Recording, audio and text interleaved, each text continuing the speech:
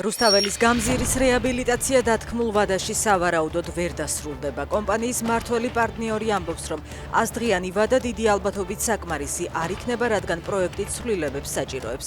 რუსთაველის გამზირის რეაბილიტაცია 23 ივლისს დაიწყო. კალაძე მისი დასრულება ნოემბრის ბოლოსთვის დაანონსა. რუსებმა კიევში, ლვოვში, ხარკოვში, კრივირიხსა და სხვა ოლქებში საცხოვრებელი კორპუსები დაბომბეს. საჰაერო იერიშებს დნიპროპეტროვსკში მშობლები სამ შვილთან ერთად ემსხვერპლენ. დაღუპულია 10-მდე და დაშავებულია კიდევ უფრო მეტი ადამიანი. ნანგრევებში ეძებენ დაკარგულებს. მშვიდობიან მოსახლეობაზე იერიშები ბალისტიკური რაკეტებითა და შაჰიდის დრონებით განხორციელდა. საზღვრიდან 1400 კილომეტრში უკრაინულმა დრონებმა ვაილდბერისის კიდევ ერთი ლოჯისტიკური ცენტრი დაბომბეს. უდმურტეთის რესპუბლიკის ქალაქ სარაპულში საწყობებს ცეცხლი უკიდია. ვაილდბერისის ობიექტები დაიბომბა რუსეთის ქალაქ პენზაშიც, უკრაინის საზღვრიდან 530 კილომეტრში. უკრაინამ დაბომბა კრასნოდარის მხარის ტამანის პორტიც.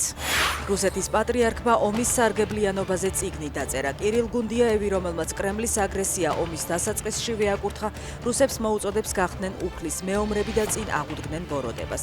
კირილი თავის წიგნში ამტკიცებს, რომ ომები სიკეთისა და ბოროტების შეტაკებაა, ხოლო მათ შედეგს ღმერთი განსაზღვრავს.